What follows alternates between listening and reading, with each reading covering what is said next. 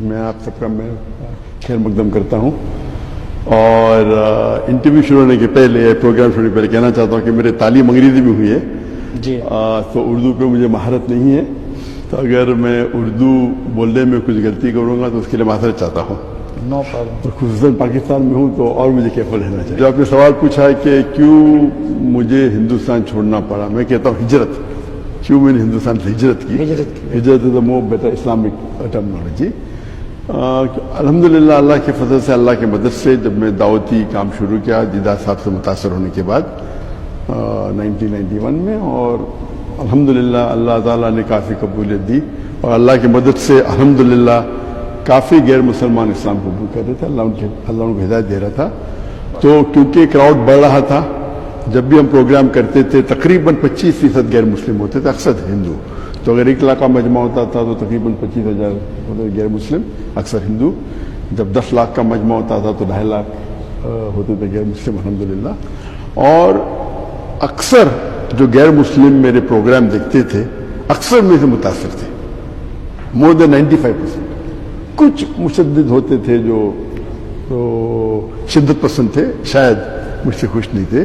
تو کیونکہ غیر مسلم مجھے چاہنے لگے، اور آپ دیکھیں میرے پروگرام میں کئی ہندو کہتے تھے کہ میں 40 سال کا ہوں، جو مجھے ہندوازم کے بارے میں پتہ نہیں تھا، ذاکر بھائی کے لیکچر سننے 2 گھنٹے میں ہمیں اور نالج ملی بنسبت جو 50 سے 40 سال میں ہم نے زندگی میں نالج حاصل کی ہندوازم کے بارے میں.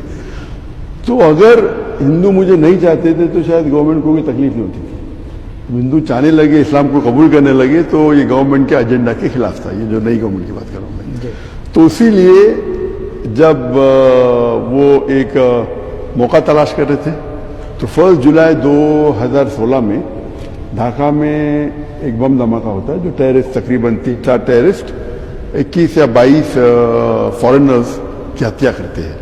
اور ایک ٹیررسٹ میں ان کے جو نیوز پیپر ہے 3 جولائی میں آتا ہے کہ ایک ٹیررسٹ ذاکر نائک کا فیس بک پہ فالوور تھا. تو نیکسٹ ڈے پہ پوری انڈین میڈیا کہتی ہے کہ ذاکر نائک نے اس ٹیررسٹ کو انسپائر کیا. 4 دن بعد یہ شائع ہوتا ہے وہی بنگلہ دیش نیوز پیپر میں کہ ہم نے کبھی بھی نہیں کہا کہ ذاکر نے انسپائر کیا، ہم نے صرف کہا کہ ایک ٹیررسٹ ان کا فالوور تھا فیس بک پہ. لیکن انڈین میڈیا جو باندھے گودی میڈیا کہتے ہیں، وہ شروع میں الحمدللہ کافی میرے خلاف بات کرنے لگے. لیکن الحمدللہ یہ اچھی بات تھی کہ ہندوستان میں جتنے مسلمان میں فرقے اس کے باوجود ماشاءاللہ اکثر لوگوں نے مجھے سپورٹ کیا.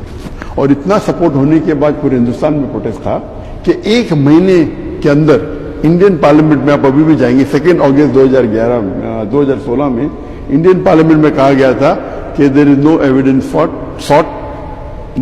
Found about doctor Zakir Naik اور his organization Islamic Research Foundation and they are not involved in any terrorist activity. تو یہ بولنے کے بعد سب پروٹیسٹ کم ہو گئے، لیکن ان کا ایجنڈا کچھ اور تھا. چند مہینے بعد نومبر میں جب ہندوستان کے مسلمانوں کو مسلم پرسنل یونیورسل مسلم پرسنل یونیفارم سول کوڈ کے چکر میں ان کو الجھایا گیا اور اس کے درمیان ہمارا آرگنائزیشن کو بین کیا. تو کیونکہ یہ آنسلاٹ جو میرے خلاف ہوا، اسی لیے اس وقت میں عمرہ کر رہا تھا، رمضان کا مہینہ تھا اور مکہ میں تھا. تو ہمارے جو لائرز نے کہا کہ آپ باہر ہی رہیں گے تو اچھا ہے. تو اس کے بعد میں واپس گیا. ایسا نہیں کہ میں چھوڑ دیا، میں باہر تھا اور اس وقت یہ ہوا. اور اس کے بعد جب الزام لگنے لگے تو پھر اس کے بعد میں واپس گیا نہیں.